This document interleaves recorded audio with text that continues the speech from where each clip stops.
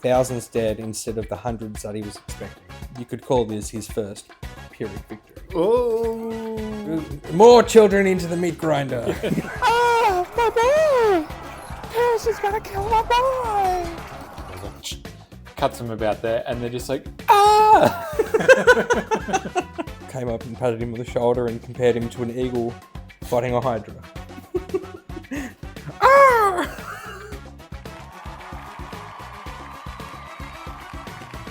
Pyrrhus was a descendant of Alexander the Great, Achilles, and by extension, the big man himself, Zeus, the literal king of the gods. That's good. Good pedigree there. I didn't even need to look at the rest of his resume. You know? He was born with a glorious destiny before him, and all he had to do was reach out and claim it. Trouble arrived for Pyrrhus when he was just 2 years old in the form of his father's expulsion from the throne and murder. Luckily, young Pyrrhus was smuggled out of the city by some of his father's loyal lads while all the cool sword fighting was happening. He found refuge with Glaucus,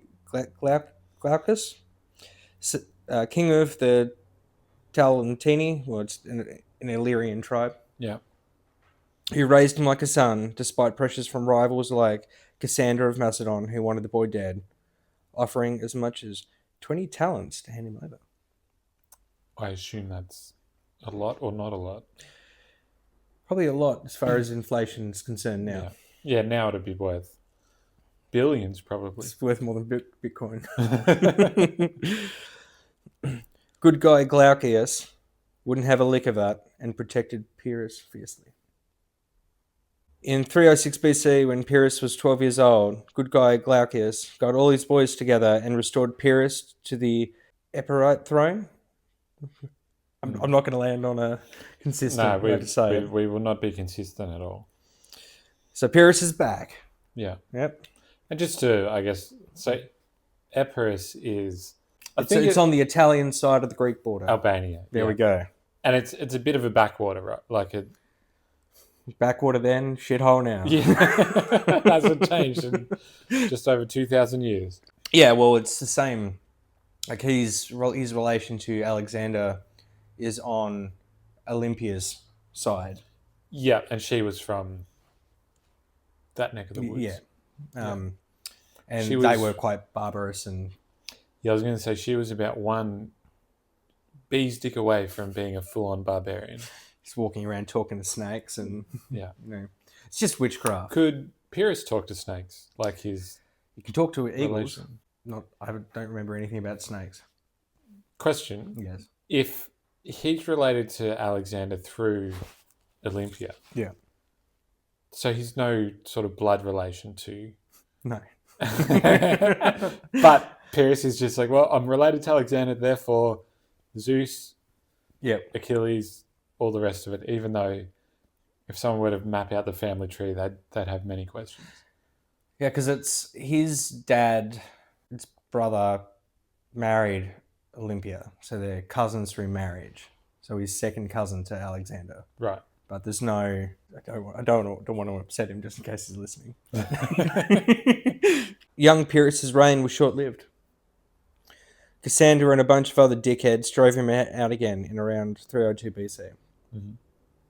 He was a bit of a puppet king, anyway, because they're like, yeah, we're going to put you on, and he's like, yeah, I'm the king. It's like, sure you are, buddy. Sure, bud. Pyrrhus, now a young man, was left wandering in exile with no loyal boys to speak of, fighting as a mercenary for hire to the great Hellenic powers. Luck came around again for old Pyrrhus. Yeah. When he got himself a new job. Demetrius, the besieger. I believe he's famous for... Besieging. Yes, and I think he commissioned the big Rhodes guy. The Colossus. That's the one. That may or may not have existed. Snipping bits off his resume. You could say that about anything, though, couldn't you? It may or may not have existed. I just need to... I'm old enough now that I just need to ground myself. It can't all be abstract. Demetrius, the besieger, put him on and was not disappointed with what he got. For Pyrrhus was fucking sick at killing people. Yep, that is the Zeus bloodline coming through. His story is filled with, and I didn't put many in here, but there's he just keeps getting in like one-on-one sort of combat Yeah. with like champions and stuff. There's the Achilles coming through. Achilles loved a good one-on-one. Absolutely. So what kind of dude is Pyrrhus? Is he like, he sounds a bit bloodthirsty at the moment? I think he's bloodthirsty. He's very much following the the mold of the Iliad and Achilles and everything. But there's a couple of anecdotes in here and little stories where it just sounds like quite a nice bloke for the time. Because it sounds like it's kind of leading towards that he sees himself as like an Alexander reborn. Very much. Well, he's trying. Right. I would argue that his biggest issue is that he doesn't focus on the thing in hand. And he's like, I'm going to do everything. I'm going to do this. And then ultimately, spoiler alert, if you divide your attention, you don't really accomplish all that much. Yeah. But there's an instance where he's described as like cutting a man in half, like long ways, like straight, and just imparting. Yeah. Like, ugh. Right. Which is just with one swing of the sword. Yeah, just straight down the middle between the eyes, down the nose, navel, and it falls apart. It's kind of sounds like something off Dragon Ball. It's Frieza just sort of sliding out. Just for a demonstration, it might have been something like this, like.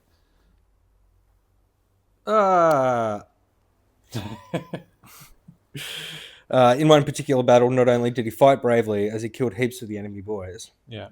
He also defeated one of the enemy's generals in single combat, winning the day. With his reputation as a murder machine quickly growing, Pyrrhus set off to Egypt to go see how Alexander's best buddy, Ptolemy, was going. Ptolemy and Pyrrhus hit it off straight away and became best buds forever. Could have also been a hostage sort of situation. Ptolemy would have been an old man by now, surely. Well, this is... Yeah, he'd be... Pyrrhus was about 20. About 20, so it's 25 years after Alexander died. Yeah. So old man Ptolemy. Old man Ptolemy. Is holding him hostage. / being best buds. Given that they're Greek, probably some sort of sex slave hostage situation going on. You think Ptolemy was bumming Pyrrhus? They're Greek. Kind of... This is anti-Pyrrhus propaganda. How do you think Socrates got so smart? They hit it off and became best buds. And Ptolemy even gave his stepdaughter to Pyrrhus to marry so they could be in the same family. So Pyrrhus has wormed his way into Alexander's and Philip, Alexander's dad. He's wormed his way into that family. Now he's wormed his way into the Ptolemies. No relation to any of these people. Yep. If anything, you can take a bit of a darker view on the history. So he was expelled when his father died when he was 2 years old. So who's to say that's really Pyrrhus who came back and was put on the throne? Yeah. You know what I mean? Could be anyone. He's just some fucking dude. Yeah. He's like, yeah, Egypt. Pyrrhus, now allied with his new best buddy Ptolemy, used the Egyptian armies to regain his throne in Epirus for good in 297 BC. Goodbye, fuck off, daddy's come home. ? I've got a little description of Pyrrhus. He was described to have one continuous bone for teeth on his upper jaw and little lines drawn on to sort of simulate the look of teeth. Because he got his teeth smashed out at some point. That's the idea. So he's got like this bone prosthetic. It's like this terrible... Sort of reminds me, apparently in the American Revolutionary War period, dental hygiene virtually non-existent or terrible at best. And so they'd put these wooden teeth in instead. And just because of the way they would sit in, apparently they were talking and they're just whistling the whole time. It's like George Washington with a combination of horse, slave teeth and wooden ones. Yeah. You're like, ah! But no, that sounds horrifying. Just having a single bone Yeah, just like one in line, your, and like then glued they've into your mouth. and drawn lines.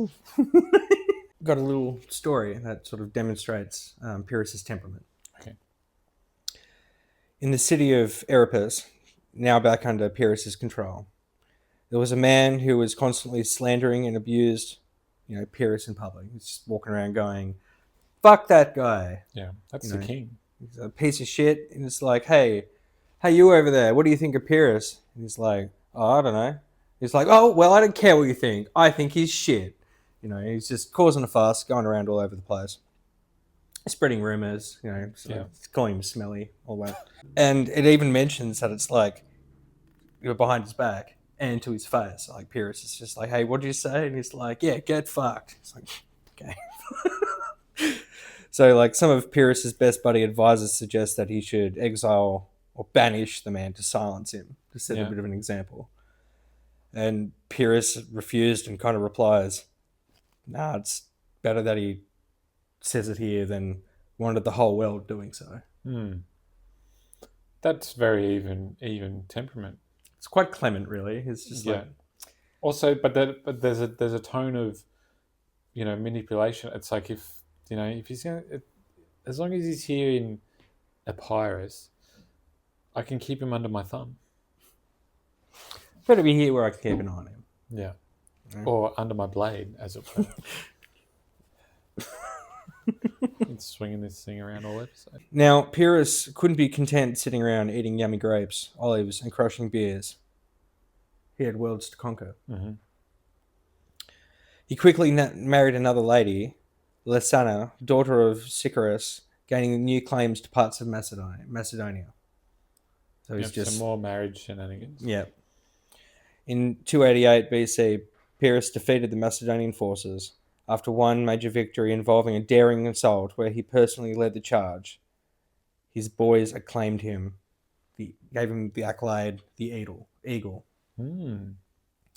According to Plutarch, when they hailed him with this title, he replied modestly and proudly, "Through you I am an eagle, for how could I not be, with your arms as my wings?"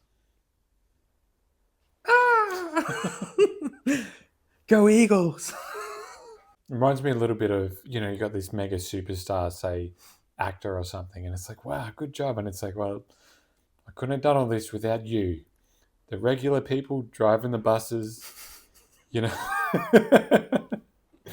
you weren't driving that bus properly on time every day, my staff members couldn't come to bring me my coffee in the morning. And how then would I caffeinate myself? The nickname captured his style. He led from the front, inspiring loyalty, directing battles with sharp tactical vision, like an eagle surveying from above. Yeah. And he turned the tide through personal bravery. Even the enemy boys would often desert to him because they respected his leadership more than their own commanders. Like an army of traitors. Yeah, I mean, once you, it's a classic sort of spy game, isn't it? Like if you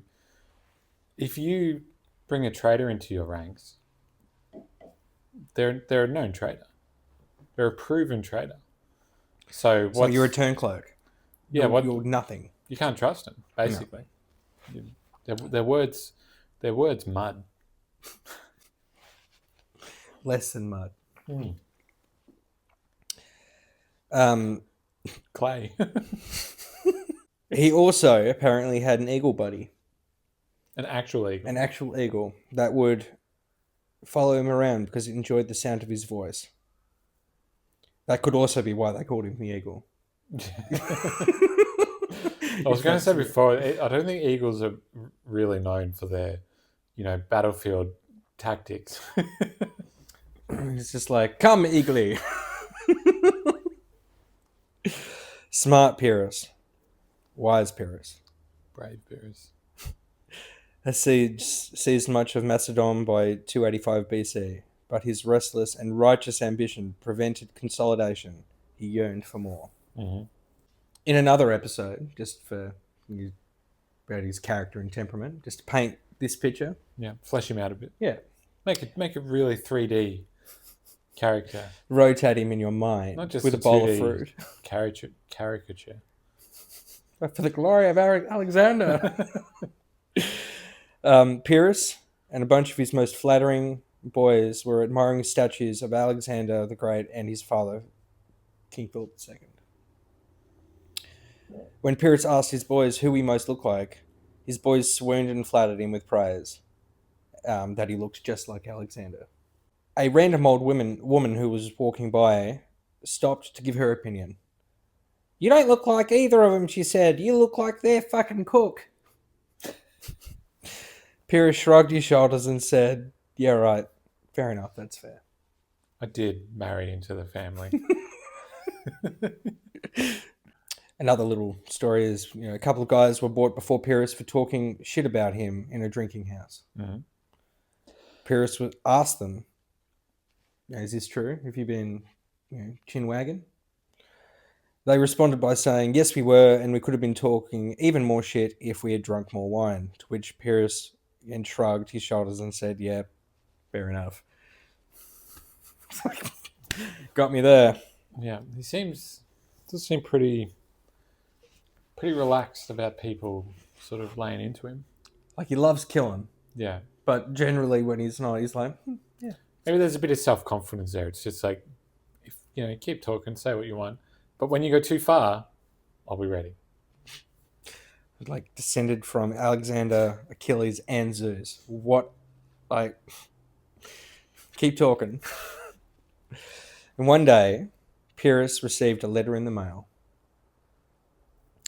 The Greek cities in southern Italy were begging for help because the cheeky Roman lads were beginning to expand their powers into Greek territory. Yep. Pyrrhus said, "Fuck yeah," did a little jig, and gathered all his boys up to sail across the Ionian Sea.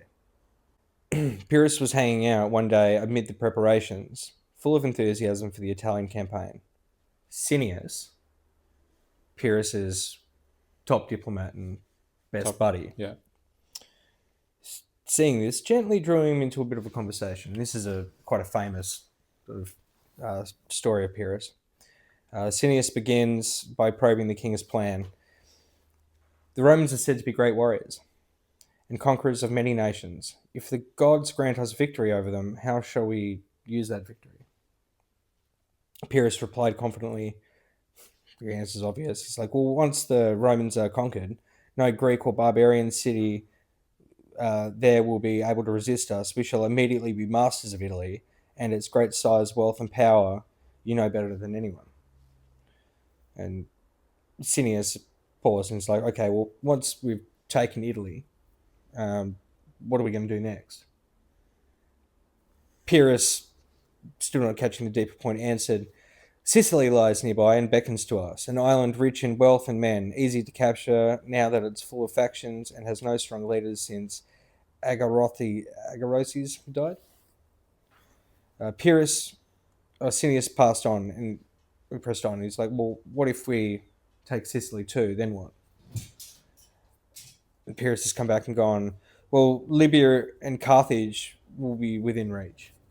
Agalothes nearly took all of them with just a few ships when fleeing Sycharis. So who could resist us after that? Cineas kept going, but what if we conquer all of that? What's next? Pyrrhus says, well, we can reclaim the rest of Macedonia and make ourselves the absolute masters of Greece. And finally, Cineas brought it full circle, and we have everything under our control. What shall we do then? To which Pyrrhus smiled, and with a bit of a touch of relief, it's like, we shall be at ease, my dear Cineas. We shall drink beers every day, enjoy ourselves, and gladden on one another's hearts with pleasant, confident talks. It's a nice conversation and beers. Yeah. So when I conquer the whole world, then we can relax. Pretty much. At this, Cineas pointed out the obvious. He's like, and why not do that right now? We can already sit and drink and talk without danger or toil, without risking our lives and friends, our armies, our kingdom in endless wars. Why chase all these conquests just to end up where we could be today without peril? Mm-hmm. Fair. Pyrrhus was troubled and perplexed by the logic. He gently acknowledged his buddy's point and then completely ignored it because it was glorious to do so. Yeah. Well, what would Alexander do? Walked out of the tent in a huff, I reckon. So, go fucking write a letter to his mum. He's like, you don't get it. I'm a legend. So him and his boys set off towards Italy and got caught in a little bit of a storm. Got slightly shipwrecked. Mm-hmm. Not a very large body of water, but Lots of storms out there. Yeah, I'm told. Mediterranean. Neptune, I should say. No, Poseidon. Sorry. My bad.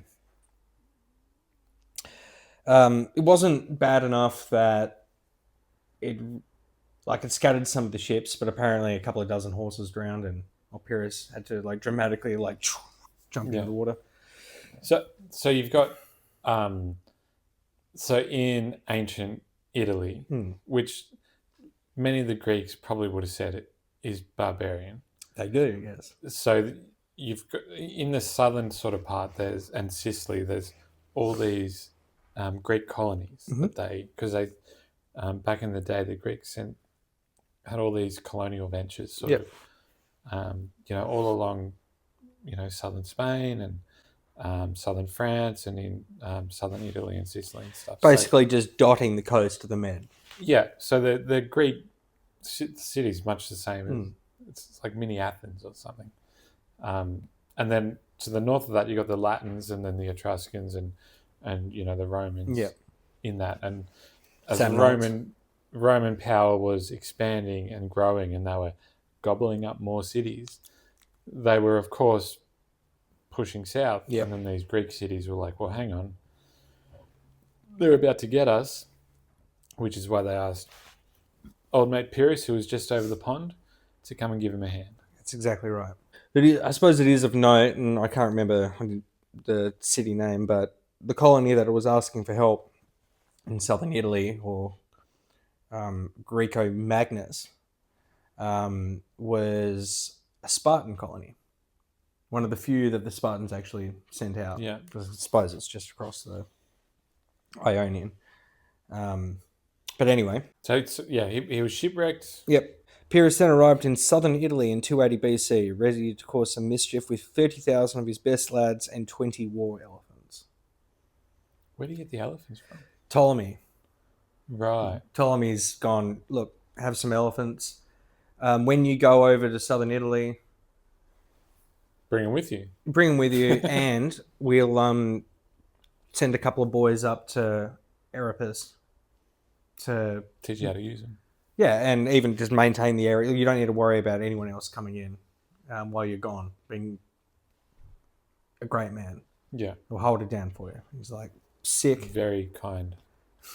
Kind Ptolemy. Clever Ptolemy. Once Pyrrhus and his boys arrived, he was given a hero's welcome by the Spartan colony, although they seemed a little surprised to learn that Pyrrhus was expecting them to raise soldiers to help in their defense against the Romans. Pyrrhus was like, well, what do you mean you thought I'd just turn up and you guys just sit it out? You're obviously participating. You're at war, you fucking idiots. So we started to organise the defence of the city on their behalf, and part of that was shutting down all the pubs because everyone in the city was just hanging out, crushing beers all day and having a good time. This really got up the nose of the Spartan city dwellers, who just assumed Pyrrhus and his boys were just going to take care of it. And old Pyrrhus, he wasn't having a lick of it. Before the fighting began, Pyrrhus hosted a group of Roman diplomats in his tent, but had one of his elephants positioned behind him under a large sheet. So you don't know that's there. What's that large lump there, Pyrrhus? Don't worry about that. Don't worry about it. It's funny, that's exactly right. And it was trained to bellow elephant noises at the Romans whenever they tried to speak.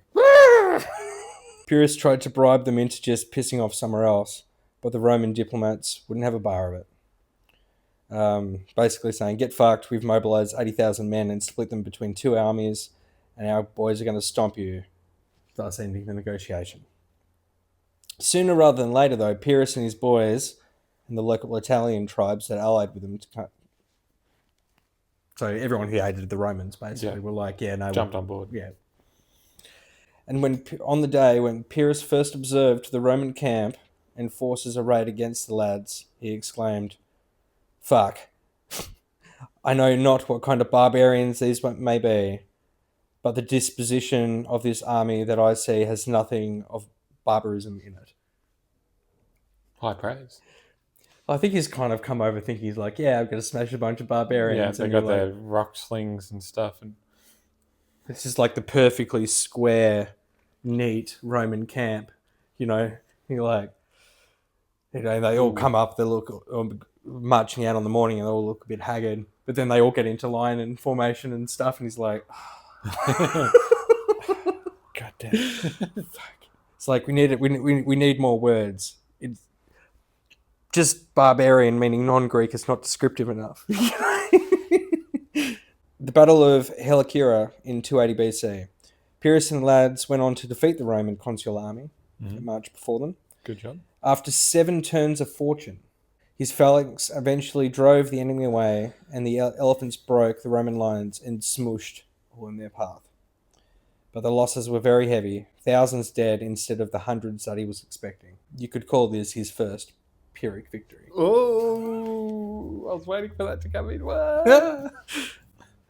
Oh, I nearly just cut myself. Oh, jeez. Careful. After the battle, Pyrrhus sent his best buddy, Cineas, to Rome to negotiate their surrender. Can I guess what the Romans would have said? Yeah, go. Something along the lines of, get fucked. Yeah.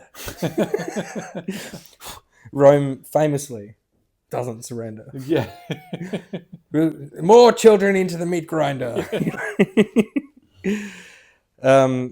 The Romans weren't having a lick of it and told Cineas to piss off. It was at this point Cineas realized, oh shit, these assholes can just raise another army of 40,000 guys at the drop of a hat. Pyrrhus, not being silly or stupid, but wise, decides to take the diplomatic approach and send the Romans gifts to try and get them to agree to some kind of peace arrangement. Rome decisively tells them to fuck off. Whilst you're on our land, there will be no discussion. Neither your elephants nor your gold have made any impression on us. It's so Roman. I love it. Yeah. They're probably like, behind closed doors, they're probably like, oh, fuck. I'm shitting myself. Yeah, like just shitting bricks, but like, you got to keep face. However, there's a little bit where one of the Roman emissaries hears of a plot against old King Pyrrhus. Being a man of honour, writes to tell Pyrrhus that his doctor is plotting to poison him. He writes, "You find yourself at war with honest men, and we'd not take by stealth what we could take by force." Which is pretty nice of him. Awfully nice. You're like... Hopefully it doesn't come back to bite him in the butt. I got another little story. One day, whilst travelling with his army in Italy, old Pyrrhus came across a dead man on the side of the road with a dog sitting next to him. After investigating, he found the man had been murdered. So Pyrrhus ordered the man to be buried and the dog fed. When they go to leave, the dog jumped up and travelled in Pyrrhus's litter and slumped into a bit of a depression. Right. You can imagine Pyrrhus is sitting there. He's just like, oh, a little scratch behind the ear.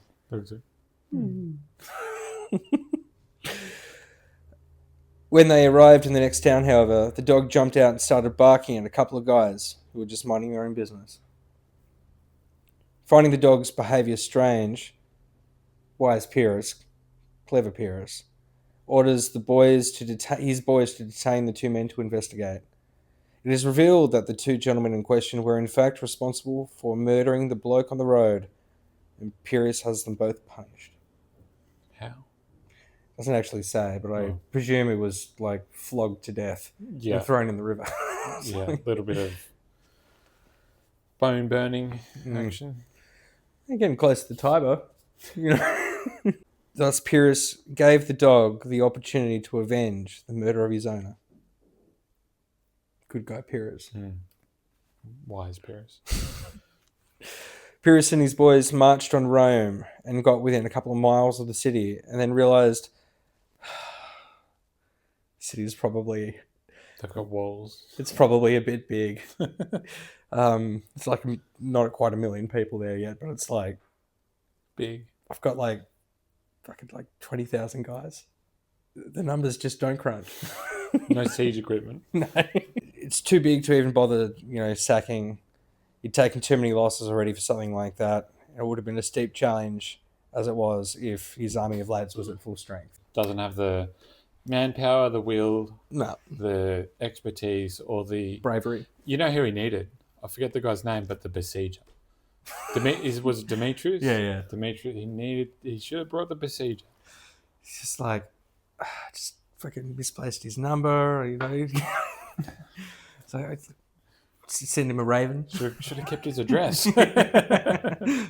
All right, so him and his boys winter near Rome, and by the next campaign season, he decided to take he's like, I'm just going to take my army down the east coast of Italy. He was crossed over through the centre and down the east side to just try and grab some more sympathetic tribes and stuff on the way. Yeah. And just fuck the Romans' presence up a little bit rather than sort of engaging with Rome directly. The Romans are enforced to engage Pyrrhus again with another army. The Battle of Aculum in 279 BC, so the following year.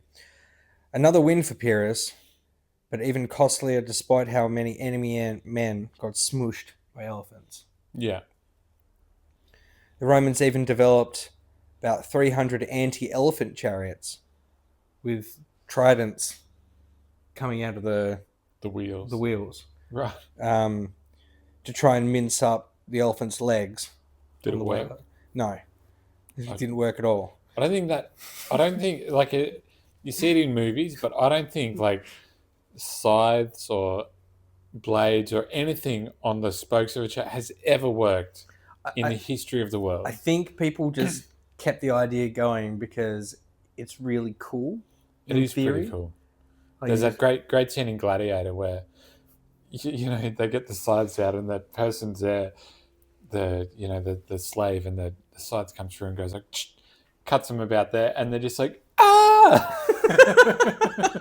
But it's one of those things where, I think chariots speak more for a time when horses were smaller. So even like when the Romans get to like Britain and they see that the Brittany are using chariots still, it's like, it's a bit quaint. Okay, guys. Lots of Pyrrhus's best boys have sort of been killed at this point. Mm. So he's got lots of these Italian tribesmen. He's got some other Greek, the Spartans, not really Spartans, but the colonists. The fake Spartans, yeah. Yeah. But his like core of like really loyal dudes that have been with him forever, like they're starting to lose some of the numbers, which is like, again, it's a bit of a Pyrrhic victory. Dare you say? He goes on to say, I've had a Pyrrhic victory. One more victory like that, and we are undone. His advisor and best buddy, Cineas, apparently came up and patted him on the shoulder and compared him to an eagle fighting a hydra.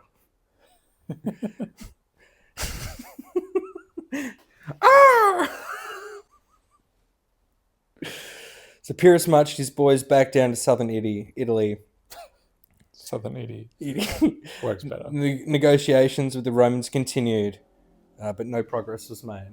Imagine they just got their arms crossed going, nope. Yeah. Not having it. It was clear at this point that by the following year, the Romans would be able to field more armies to combat Pyrrhus and his boys. Like, why would they want to negotiate at all? Yeah, they've just got basically unlimited manpower. You've got that like republic aspect where everyone's so fanatical you can just like pull troops from anywhere, For Rome, no kings, death to tyrants. For Rome.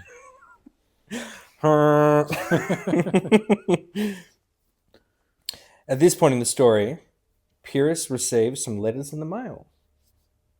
Yeah. The first one was from Macedonia, saying that they've been super impressed with the victories against the Romans. Yeah. Just like, sure they have. Nice work, bro. They've been watching the local news. And they want him to come back to be their king again because That's a good deal. it's a sick deal. In That's fact, kind of what he wanted. it's everything he wanted. You know, Epirus, bit of a backwater, bit of a shithole, Mm. to be blunt. No offense to Albania, but it's a shithole. Yeah, Whereas if you king of Macedonia, it's the India of Europe. because Macedonia, the kingdom at that time, it was Greece basically. So you know, you get Athens and Sparta and Corinth and all these great cities, and it's the prestigious throne of Philip and Alexander. that's right. It's the jewel. He could finally legitimize that wiggling into the family tree. All the wriggling he's been doing. So what did he say? Well, they also mentioned that and there's like a army of like 85,000 Celts that are sort of hanging around as well. So if you could give us a hand, that'd be Sort them out, and then we'll crown you. And as you've said, like Pyrrhus, it's what he's always wanted, you know. But the second letter he got was from the Greek cities in Sicily. Yeah. Also wanting him to be their king. Ooh, so it's a bit of a kingly love triangle happening. It's like the two letters arrived on the same day, and he's like, I can empathise. Like, it's sometimes when you've got two sort of really good choices, you don't know what to do. Like, but you can't do both. You got to pick one. well, funny you should say that, because the Greeks in Sicily wanted help because of Carthaginian troubles. Clever Pyrrhus, wise Pyrrhus, smart Pyrrhus, thought about it for a bit and said, I'm going to do both. Yep. But I'm going to pop into Sicily first, smash up the Carthaginians, sail to Africa, sack Carthage, come back to Italy, smash the Romans for good, and then I'll be king of Macedonia. Yeah, okay. So he's like, how does this fit into my plan? Perfectly. So he gathered up all of his boys and told his Italian allies in the Spartan colonies, best of luck with the Romans, gentlemen. And in 278 BC, Pyrrhus and the lads set sail towards Sicily.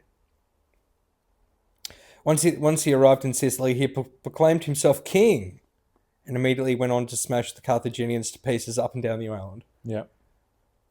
All of his hopes came true in this conquest. The cities opened their gates to him, fed and watered his boys, and supplied his forces for the duration of the war.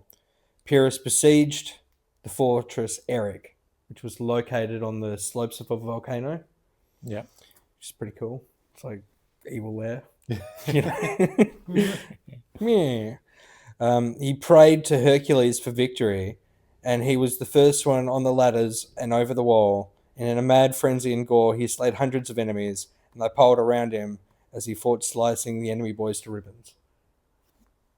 Cool. So this is Pyrrhus at the top of his game. Yeah, peak Pyrrhus, you might say.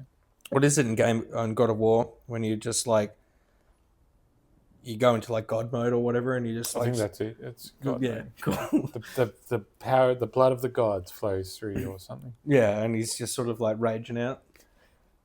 Yeah. Well, that's it. Okay. Eventually, he drove the Carthaginians to the furthest western point in the island, a place called Libaeum. Yeah.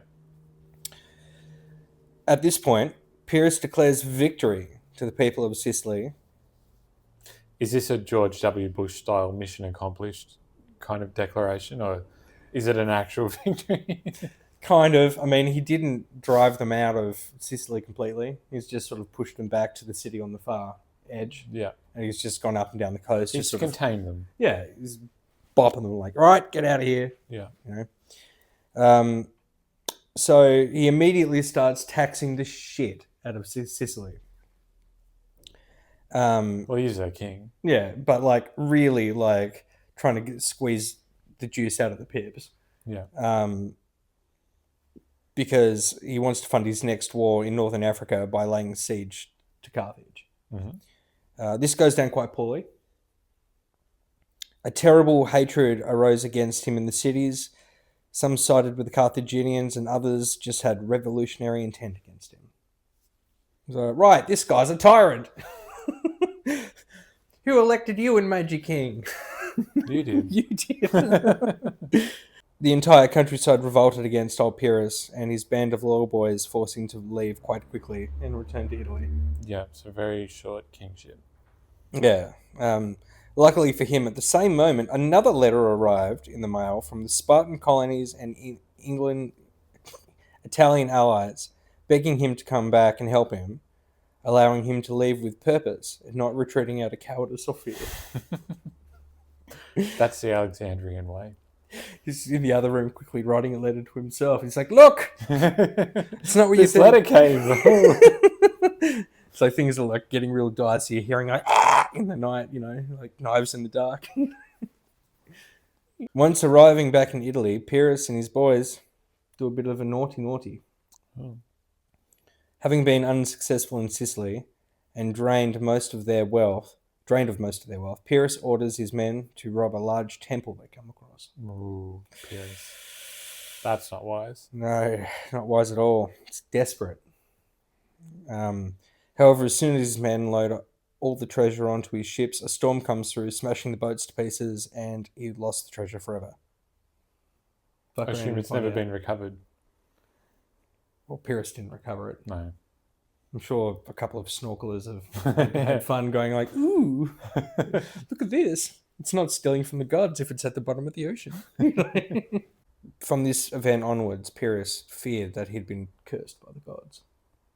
Right. Or righteously punished, I think is, you did steal from the gods. Unless I'm misunderstanding what the whole idea of the temple's for.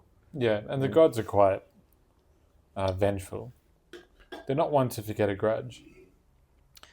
You could say the Greek gods are famously like petty and are known to hold grudges. Yeah. But who's to say? His campaign against the Romans continued, and he almost marched all the way back to Rome again. However, he lost at the Battle of Benentium in 275 BC to the Romans under Manius Curius Dentius. His first loss. Technically. Yes. Well, you have that many Pyrrhic victories in a row. He tries to pull a bit of an Alexander. Tries to, during the night, he marches a lot of his armies through this goat track to try and get behind the Romans. Mm. And doesn't really work out because when the sun comes up, he realizes that he's not at all where he thought he was and he's just exposed. And the Romans are just like... Gotcha.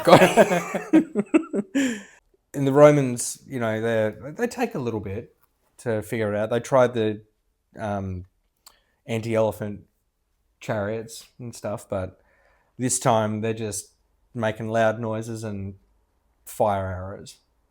And unfortunately, Pyrrhus's elephants run backwards across his own line. Oh, that's always a risk with elephants. A lot of his boys got smushed. Yeah. When the battle was done, Pyrrhus withdrew from Italy forever. Yeah. Was he a bit dirty on the Italians? Well, the Greek Italians specifically. I mean, he wasn't happy. Mm. He kind of went over there, I was saying before, on the false pretense of these barbarians are there. And it's like, oh no, they're more civilized than we are. I'm going to get these barbarians. Are we the barbarians? Yeah. It's wrapped in his leopard, skin or whatever. Marching against someone with actual purple. Yeah. After 6 years, Pyrrhus and his boys returned home to Epirus, almost completely broke. Yeah. Although his reputation as a general had grown significantly over his time away, despite the fact his campaigns were a complete failure ultimately. Yeah. Pyrrhus seized Macedonia again briefly in 273, but because he had no money, like any good general with an army and needing to keep going, he just went straight back to war. Yeah, try and get some slaves. That's exactly right. So he turned his attention to the Peloponnese. He besieged Sparta with his loyal lads in 272, but failed. and his son, Ptolemy. Pyrrhus' son. He had a son named Ptolemy. Yeah. Yeah. There's a lot of Ptolemies in the story. Unfortunately, died in the fighting. Oh, no. Poor Ptolemy. He then decided on the way home, because he's just like, oh, God, my boy! The Spartans killed my boy! He decided to intervene in the city of Argos because it had erupted in civil strife. And he's like, well, maybe I can sort of sort this out and get a couple of bob for it, Pyrrhus and a large contingent of his boys snuck into the city in the middle of the night, being with help from, I guess, sympathetic parties in the city. I don't think they did a great job at sneaking in because, like, their elephants, his elephants, they've got these towers on their back, but with the towers, they couldn't fit through the thing, so they had to sort of take it off, walk the elephants through, put the tower back on. Made a lot of noise. Yeah, so people were like, what's that? What's going on? There's elephants in the city. That's peculiar. Who ordered these elephants? Yeah. So Pyrrhus is like, well, while and who has elephants for urban fighting anyway? That's probably not ideal. Anyway, Pyrrhus did. So he orders his boys. He's like, hey, can you just widen this entrance for me a little bit so we can get more elephants out, or we can retreat better if we need to. And they're like, no worries. So the fighting in the city commenced, and things were looking good for the lads, despite it not really being a surprise. Yeah. Right. However, when the sun came up, it became apparent that, things actually weren't very good. They were terribly outnumbered. Yeah, I guess they didn't have as many allies as I thought, because they're looking around and they're like, this is a big city and everyone's very unhappy. So he gives the order to retreat. Yeah. Fair enough. Can't win every battle. No. Unfortunately, his loyal boys, there was a little bit of confusion with the order, because when they heard the order to retreat, they heard, he just needs reinforcements. So when Pyrrhus and his boys in fighting are trying to retreat, they're blocked by more of Pyrrhus's boys coming in. He's like, for fuck's sake. He's like, run! Flee for your lives! And he's just running into it like, yeah, for Pyrrhus! For Pyrrhus! So unable to retreat, the street fighting continued. And in a skirmish between Pyrrhus and one of the bad guys, I guess. An Argosian? An Argosian? An Argosian. There we go. Someone from Argos? Those Argos scum. It was having a bit of a skirmish with this lad. And then, up on high, on the roof or on a balcony overlooking the situation, a concerned mother sees that her son is about to be killed by Pyrrhus. A man known for winning one-on-one battles. Absolutely. So she, in a moment of panic, she grabs a roof tile and accelerates it to terminal velocity. Yeah. And it hits poor Pyrrhus in the back of the head. Oh, no. Either paralyzing him from the neck down, or killing him instantly. Well, because there is a little bit where, someone goes up and goes to kill him, like, yeah, Pyrrhus is down, he's paralyzed from the neck down. And Pyrrhus is just there, like, piercing eyes, staring back at him like, don't you fucking dare. He's like, oh, shit. All right, I'm going to leave him be. Yeah, a concerned mother threw a tile off the roof and sent Pyrrhus to heaven. Did we have footage? Let's just say Time Traveler brought it. We've got footage of this, don't we? Well, yes. And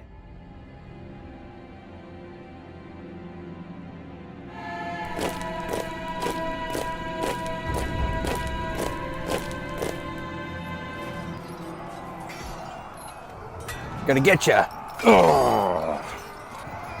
I want to live. Hang on. Mom, this is Pyrrhus. He's a Greek general. He's really good, and he's about to kill me. I'm Pyrrhus. I'm gonna kill him. My boy! Pyrrhus is gonna kill my boy! Pyrrhus can't kill my boy! He's my boy!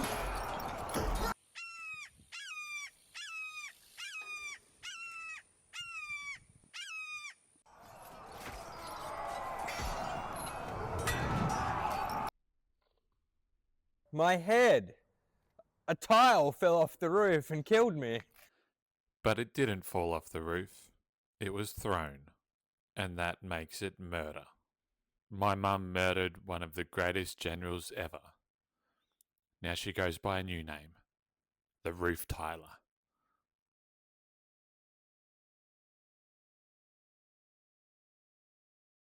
Thus, the fire that was Pyrrhus was snuffed out in an instant. He was 47 years young. Pyrrhus's loyal eagle friend was inconsolable with grief at the passing of his friend.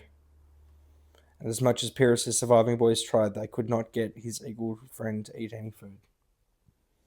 Presumably because this story happened almost 2,500 years ago, whether it had eaten or not, the eagle eventually died too. The end.